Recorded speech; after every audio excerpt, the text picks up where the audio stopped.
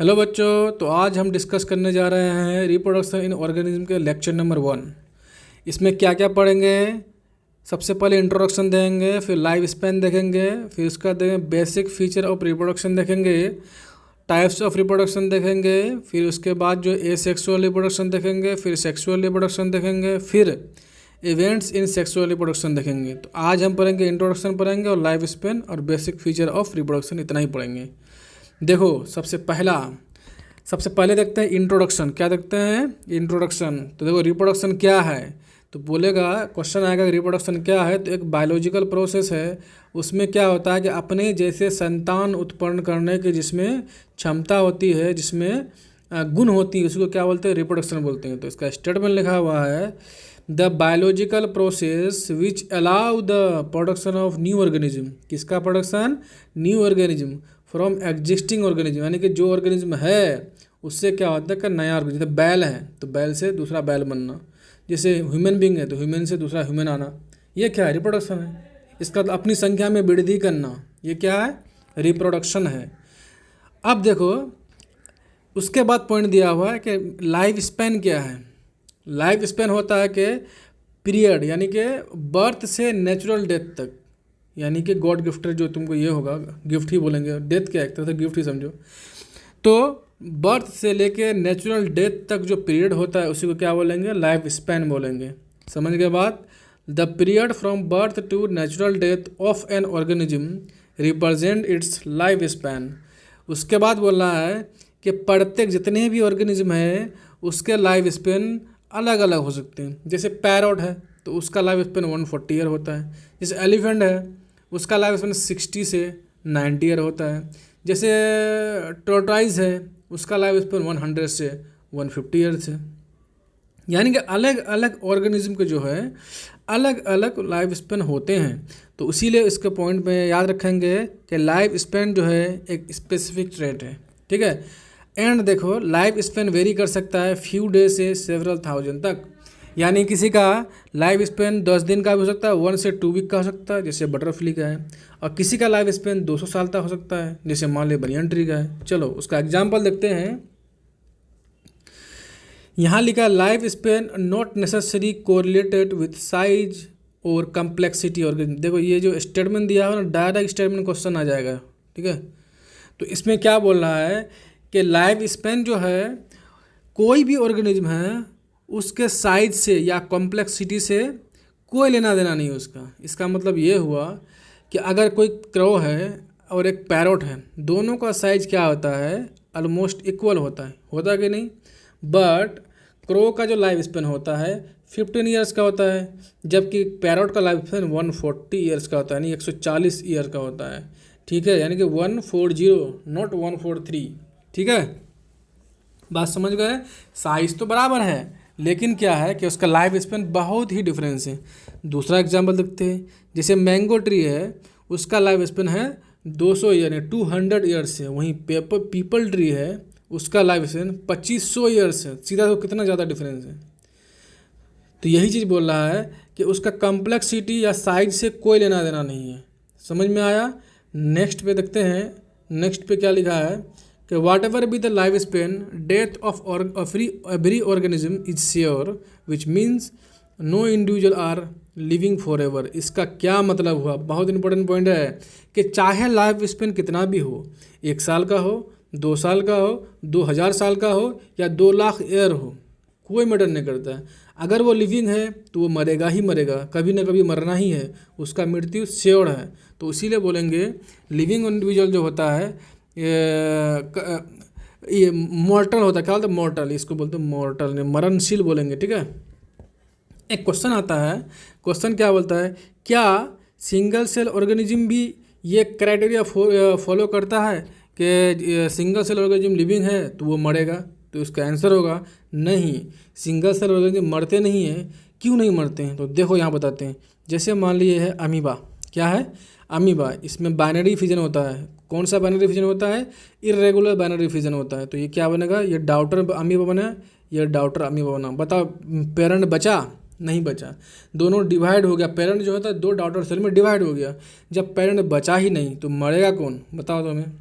जब बचा ही नहीं तो वो मरेगा ही नहीं, मरने के लिए कुछ बचना चाहिए ना। जब वो बचा ही नहीं, दो में डिवाइड हो गया, मौत को धोखा दे दिया। उधर से इमराज आ रहा था, रुक बेटा तुमको मारेंगे, आजा। वो क्या, जैसे आया था वो दो सेल में डिवाइड हो गया।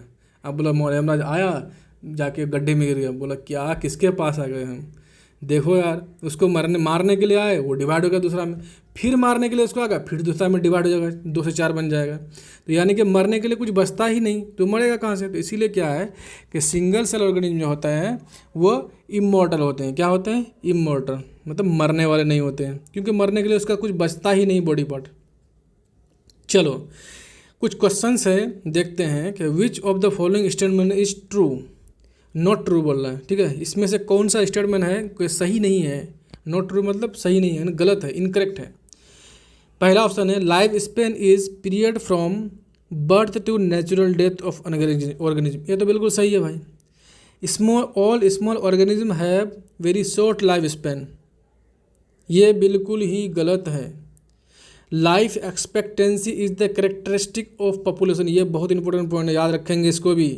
ठीक है, कुछ पॉइंट है जो हम वहाँ डिस्कस नहीं किए हैं, उसको क्वेश्चन में डिस्कस घुसा दिए हैं। ठीक है, उससे क्या होगा, आप इस स्टेटमेंट जो है उठा के कहीं भी डाल देगा, याद कर लीजिएगा। जैसे मैक्सिमम लाइफ स्पेन है, maximum life span is characteristic of किसका, स्पेसीज का, तो ये भी सही है। मैंने फर्स्ट, थर्ड, फोर्थ सही है, लेकिन 2 गलत है। क्यों, ये बोल रहा है कि स्मॉल ऑर्गेनिज्म का लाइफ स्पेन क्या होता है, वेरी शॉर्ट होता है। जैसे मान लो तुम, क्या है, पैरोट है, पैरोट कितना छोटा है और हाथी कितना बड़ा है। ठीक है, तो पैरोट का 140 साल होता है, जबकि हाथी का 60 से 90 ही होता है। तो इसका मतलब इसके रेस्पेक्ट में इसका तो बहुत, पैरोट के रिस्पेक्ट में एलिफेंट का तो बहुत ज़्यादा होना चाहिए था, क्योंकि वो बड़ा है, इसीलिए स्टेट में ये गलत है। तो आंसर है बी। चलो जितना पढ़े ना उसी से रिलेटेड कुछ क्वेश्चन करा रहे हैं। ठीक है, चलो अगला क्वेश्चन है which of the following pairs of animal have almost similar, और क्या लिया, सिमिलर मैक्सिमम लाइफ स्पेन। तो देखो क्रोकोडाइल एंड हॉर्स, ये दोनों का 60 साल होता है। पैरोट का 140, क्रो का कितना होता है, 25। तो आंसर क्या होगा, ए होगा। देखो यहाँ पे दिया है कि क्रोकोडाइल एंड हॉर्स का 60 साल होता है। ठीक है, उसका पैरोट का 140 होता है, काऊ का होता है 20 से 25 होता है। तो ये तो गलत है, क्योंकि दोनों का सेम नहीं है। यहाँ बोला दोनों का सेम होना चाहिए, यहाँ दिए पैरोट और काऊ का सेम है, नहीं है। क्रोकोडाइल हॉर्स का सेम है, हाँ है। कितना है, 60 है। चलो तीसरा क्वेश्चन है कि which of the following is largest animal, इनमें से कौन सा एनिमल है जो सबसे बड़ा है। तो क्या वेल है, जैन टोर्टोइस है, हिप्पोपोटामस है, एलिफेंट है। तो वेल होता है, क्या होता है, वेल। वेल क्या है, मैमल्स है। चलो नेक्स्ट क्वेश्चन, कुछ एग्जांपल्स दिए हैं स्टेटमेंट, उसको हम पढ़ेंगे और उसका देखेंगे क्या लिखा हुआ है। एग्जाम्पल 1 है which of the following statement is associated with life span, कौन सा स्टेटमेंट है जो लाइफ स्पेन से एसोसिएट है। तो लाइफ स्पेन क्या है, characteristic of an each organism, ये बिल्कुल सही है। Certainly associated with metabolic diversity of an organism, ये बिल्कुल गलत है। Always correlated with complexity of organism, ये तो अभी तो पढ़ेगा। कॉम्प्लेक्सिटी ऑफ ऑर्गेनिज्म से कोई रिलेशन नहीं होता इसका। ठीक है, तो इसका क्या मतलब हुआ कि ए नंबर, इस पर क्या लगेगा, कैरेक्टरिस्टिक फीचर ऑफ, यहाँ डबल सी एक सी होगा। ठीक है, characteristic feature of each organism, इसका मतलब वो स्टेटमेंट सही है, क्योंकि स्पेसिफिक ट्रेट होता है ऑर्गेनिज्म का। नेक्स्ट है B and C incorrect, necessary correlated with size, ये देखो यहाँ पे लिखा है, क्या लिखा है, always correlated with complexity of organism, नहीं, गलत है ये। चलो यहाँ पे कुछ चार्ट दिए हैं, इसको जो है आप लोग कॉपी में उतार के याद कर लेंगे। जैसे एलिफेंट का है कितना, 60 से 90 ईयर होता है, और रोज़ का 5 से 7 ईयर होता है, डॉग का 25 से 30 ईयर होता है, बटरफ्लाई का कितना होता है, 1 से 2 वीक होता है लाइफ स्पेन, एंड बनाना का लाइफ स्पेन होता है 25 ईयर्स, काव का 20 से 25 ईयर्स, क्रो का होता है 15 ईयर्स, पैरट का होता है 140 ईयर्स, एंड क्रोकोडाइल का 60 ईयर्स होता है, राइस प्लांट का 3 से 4 मंथ होता है, और फ्रूट फ्लाई का 2 वीक होता है। जबकि बनियान ट्री का 200 से 300 ईयर होता है, एंड हॉर्स का होता है 60 ईयर्स, एंड टोर्टोइस का 100 से 150 ईयर्स। ओके, तो इतना जो है याद कर लेंगे। चलो ये क्वेश्चन दिए हैं, इस क्वेश्चन को बनाएंगे। क्या लिखा हुआ है, arrange the following organism with respect to increasing life span. उसका दिया गया है, तो इसका क्या करता है, लाइफ स्पेन इंक्रीजिंग ऑर्डर में इसका लाइफ स्पेन को लिखना है। पहले क्या होगा, उसके बाद क्या होगा, उसके बाद क्या होगा, ठीक है। 1 2 3 यानी तीनों क्वेश्चन का हम जो है आंसर चाहते हैं, किसमें, कमेंट्स में चाहते हैं। चलो नेक्स्ट पॉइंट देखा जाए। नेक्स्ट पॉइंट है कि बेसिक फीचर ऑफ रिप्रोडक्शन, यानी रिप्रोडक्शन के क्या बेसिक फीचर होते हैं। तो क्या हो सकते हैं कि सेल डिवीजन होते हैं। तो सेल डिवीजन में क्या होगा, या तो माइटोसिस होगा या फिर मियोसिस होगा। देखो ये सेल डिवीजन जो है की इवेंट है। देखो भाई, कोई भी सेल है जब तक वो डिवाइड नहीं करेगा तब तक वो अपनी संख्या में वृद्धि नहीं करेगा, इंक्रीजमेंट नहीं करेगा। जब वृद्धि नहीं करेगा तो 2 सेल बनेगा नहीं, तो रिप्रोडक्शन होगा नहीं। उसी ये तो हुआ सिंगल सेल के लिए। उसी तरह क्या होता है, जैसे कोई भी मल्टी सेलुलर ऑर्गेनिज्म हो, उसमें क्या होना चाहिए, जैसे ये उसका सेल है, उसमें क्या होगा, सबसे पहले क्या क्रोमोसोमल डिवीजन होगा, क्रोमोसोमल रेप्लिकेशन होगा। रेप्लिकेशन होने का मतलब क्या होता है, क्रोमोसोम नंबर डबल हो जाएगा। जब क्रोमोसोम डबल होगा तो फिर क्या होगा, उसमें न्यूक्लियस में डिवीजन होगा, तो 2 न्यूक्लियस बनेगा, 2 न्यूक्लियस बना, उसके बाद उसका डिवीजन होगा, ठीक है। ये तो हुआ। चलो माइटोसिस को देखते हैं। Mitosis is an division in which replicated chromosome, मतलब डुप्लीकेट, अपने जैसे क्रोमोसोम डबल कर लेना, ठीक है। Equally distributed into 2 daughter cell, equally distributed in 2 daughter cell of nuclei that cell have same number and type of chromosome. देखो mitosis में क्या होगा, अगर n था तो n से n ही रहेगा, ठीक है, लेकिन उसमें सिर्फ क्रोमोसोम नंबर डबल हो जाएगा माइटोसिस में, इसीलिए इसको क्या बोलते हैं, इक्वेशनल डिवीजन बोलेंगे। आप लोग पढ़े होंगे mitosis meiosis cell cycle and cell division में, फिर भी हम यहाँ बता दे रहे हैं, ठीक है। जो नहीं भी पढ़े हैं उसके लिए यहाँ पे है। देखो मियोसिस क्या होता है, मियोसिस में क्या होता है कि क्रोमोसोम नंबर जो है हाफ होता है। जैसे मान लीजिए ये 2n था, पहला मियोसिस फर्स्ट मियोसिस होगा तो उसमें n हो जाएगा, ठीक है। फिर उसका सेकंड मियोसिस होगा, यहाँ पे इक्वेशनल डिवीजन होगा, ठीक है। यानी कि फर्स्ट मियोसिस क्या होता है, रिडक्शनल डिवीजन, यानी कि आधे हो जाते हैं क्रोमोसोम। और सेकंड मियोसिस क्या होता है, इक्वेशनल डिवीजन, क्या होता है, क्रोमोसोम नंबर बराबर होते हैं लेकिन वो सिर्फ डिवाइड होकर 2 हो जाते हैं। यानी कि पहला 2 हुआ, फिर 2 हुआ, तो टोटल कितना हुआ, 4 डॉटर सेल बना, ठीक है, डॉटर न्यूक्लियाई। चलो नेक्स्ट क्वेश्चन, नेक्स्ट पॉइंट है duplication of a cellular apparatus.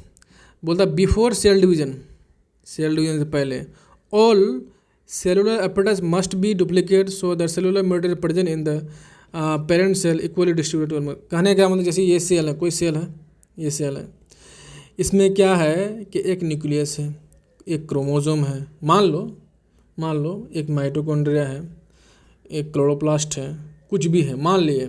जब इसको डिवाइड होना है तो 2 सेल में जाना है इसको बराबर। तो पहले क्या होगा तो ये क्रोमोसोम का डिवीजन होगा, न्यूक्लियर डिवीजन का 2 न्यूक्लियस बना, 2 क्लोरोप्लास्ट बना, 2 माइटोकॉन्ड्रिया बना, यानी अपने अंदर जो ऑर्गेनल है उसको क्या करेंगे, डुप्लीकेट करेंगे। उसके बाद क्या होगा, उसको वो डिवाइड हो जाएगा, तब क्या होगा, बराबर बराबर।